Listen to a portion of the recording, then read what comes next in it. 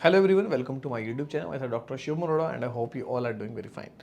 सो आज हम इस वीडियो में बात करेंगे सीपीएस काउंसलिंग 2023 के बारे में।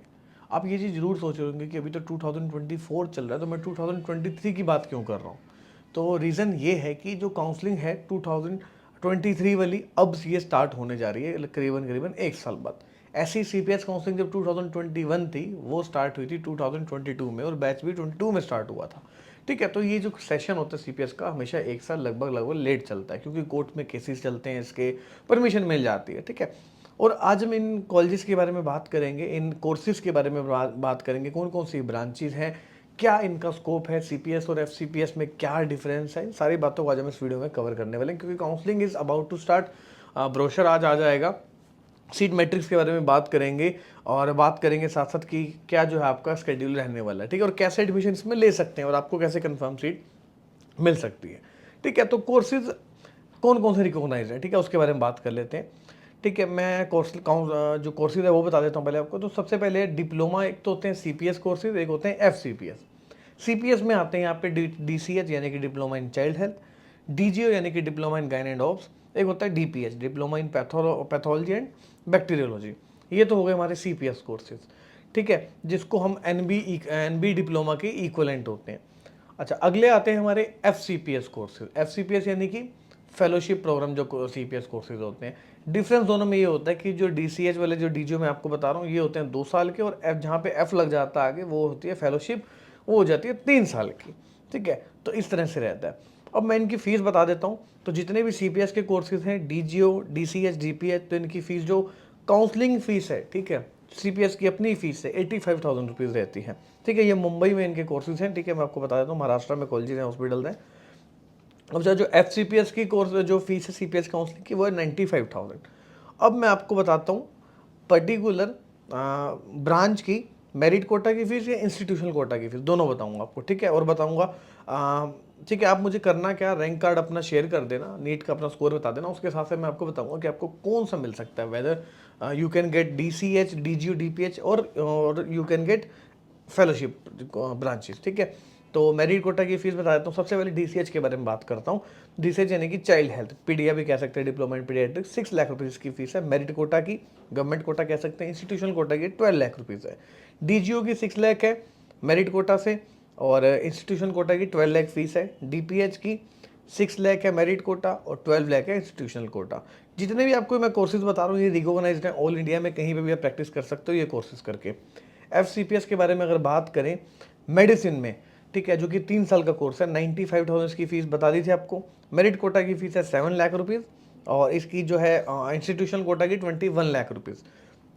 और इसमें जो आपका नीट का स्कोर कार्ड है वो वैलिड है। अगर आप, क्योंकि देखो परसेंटाइल तो 0 हो गई थी, तो कोई भी कैंडिडेट इसमें अप्लाई कर सकता है, बट डिपेंड करता है उसके मार्क्स और रैंक पे कैसे कॉलेज को मिल सकता है। हमारी टीम उसमें हेल्प करेगी आपकी। ठीक है, उसके लिए आप नंबर नीचे दिया, उस पर आप कॉल कर सकते हैं। अगला है एफसीपीएस सर्जरी, तो इसकी 7 लाख फीस है मेरिट कोटा की, 14 लाख है इंस्टीट्यूशनल कोटा की। ठीक है, और इसके बाद आते हैं एफसीपीएस में मिड वाइफरी एंड गायनेक। ठीक है, तो इसकी 7 लाख है यहाँ पे मेरिट कोटा की, और जो इंस्टीट्यूशनल कोटा की इसकी फीस है 14 लाख रुपीज़।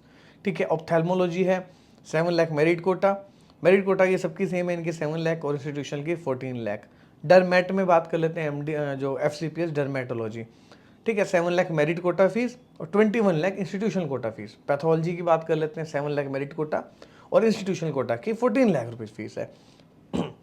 तो ये मैंने आपको एक फीस स्ट्रक्चर रफली दे दिया है। एक अभी आज की डेट में वो आ जाएगा हमारा, यहाँ पे सीट मैट्रिक्स आ जाएगा कि कहाँ कहाँ पे कितनी सीट्स हैं, और मैं बताऊंगा आपको कैसे कैसे अप्लाई करना है उसके लिए। जैसे जो भी कैंडिडेट हमारे पास काउंसलिंग में एनरोल करेगा उनको हम बताएंगे कि कैसे काउंसलिंग करनी है, कैसे आपको कॉलेज मिल सकता है। ठीक है, अब दोनों में डिफरेंस बता देता हूँ। ठीक है, तो फेलोशिप प्रोग्राम है, 3 साल का प्रोग्राम है, और जो डीसीएच वाला है हमारा, डीजीओ डीपीएच है, वो 2 साल का प्रोग्राम है। वो इक्वलेंट हो जाता है आपके एनबी डिप्लोमा के, और जो फेलोशिप है वो फेलोशिप ही रहती है। अच्छा, उसको आप कंप्लीट करके जो हमारे डीसीएच या डीजीओ या डीपीएच है, तो इसमें आप सेकेंडरी डीएनबी में एडमिशन ले सकते हो सीधा 3rd ईयर में, ये कंप्लीट करने के बाद। ठीक है, वैसे आपको पता है जो हमारी डीएनबी है वो 3 साल की होती है, लेकिन ये कोर्स अगर आपने सीपीएस कंप्लीट कर रखा है तो आपको 2 साल की मिलती है, फिर जो रह जाती है वो। ठीक है, और उसके बाद जब डीएनबी हो जाते हैं फिर आप सुपर स्पेशलाइजेशन में भी जा सकते हैं, तो ये आपके पास एक अच्छा चांस हो सकता है। लेकिन अगर हम फेलोशिप में बात करें तो ये इक्वलेंट नहीं होती एमडीएमएस के।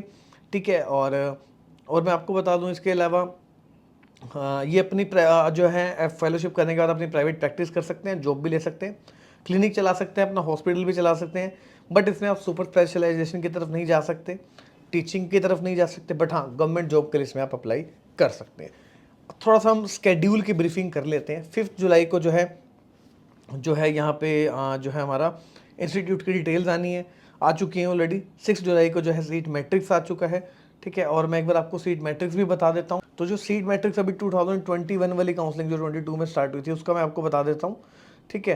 तो 22 सीट्स थी FCPS मेडिसिन में, सर्जरी में 7 सीट्स थी, ठीक है। और गायनेक में 3 सीट्स थी, और ऑप्थेल्मे में यहाँ पे 3 सीट्स थी, ठीक है। चाइल्ड हेल्थ में यहाँ पे थी हमारे पास 4 सीट्स, FCPS में बात कर रहा हूँ, ठीक है। और FCPS डर्मा में 6 सीट्स थी, ठीक है। जो रिकॉग्नाइज्ड है उसी की बता रहा हूँ अभी आपको, बाकी जो दूसरे हैं, ठीक है, अनरिकॉग्नाइज्ड, उसमें भी आप कर सकते हैं, बट वो स्टेट की उसी स्टेट में कर सकते हैं अप्लाई, ठीक है, वहीं पे प्रैक्टिस कर सकते हैं।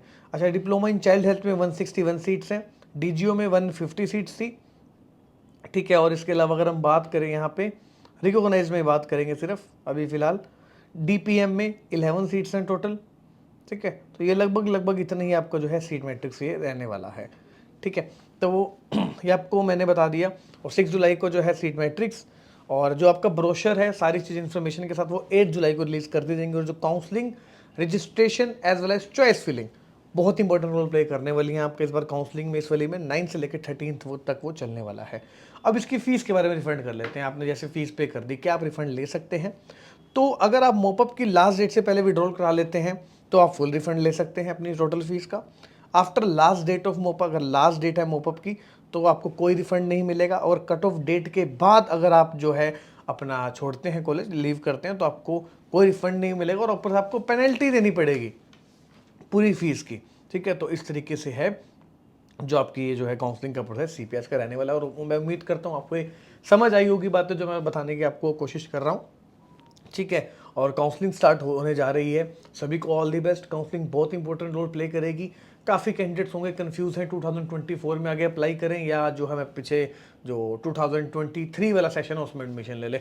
तो आपको डिसाइड करना है कि आपको डिप्लोमा की तरफ जाना है, कि आप ये फीस अफोर्ड कर पाएंगे, ठीक है। ये सारी चीज़ें आप बहुत मैटर करती हैं। अच्छा एक डिसीजन लें सब चीज़ सोचने के बाद, ठीक है। किसी से भी काउंसलिंग कराएं, अच्छे से कराएं, चाहे हमसे कराएं या किसी से भी काउंसलर से कराएं, ठीक है। सही ढंग से, सही तरीके से होनी चाहिए। आपको कॉलेज की लिस्ट मिले, सब कुछ आपके हाथ में होना चाहिए, ट्रांसपेरेंसी होनी चाहिए, ठीक है। तब आपको जो है एक सीट एलोकेट आपको हो सकती है। तो ये अभी के लिए वीडियो थी, और उम्मीद करता हूँ आपको इन्फॉर्मेटिव लगी। कि व्हाट्सएप चैनल हमने बना रखा है जहाँ पे हम सारे अपडेट्स देते रहते हैं, उसको ज्वाइन कर लें, ठीक है। और इसके अलावा मैं बता दूँ आपको टेलीग्राम चैनल है वो ज्वाइन कर लें। बाकी काउंसलिंग के लिए कॉन्टैक्ट कर सकते हैं टीम से। ये अभी के लिए वीडियो ही मिलेंगे आपसे नेक्स्ट वीडियो में एक नई जानकारी के साथ, नई इन्फॉर्मेशन के साथ। तब तक के लिए अपना ध्यान रखें। Goodbye, take care.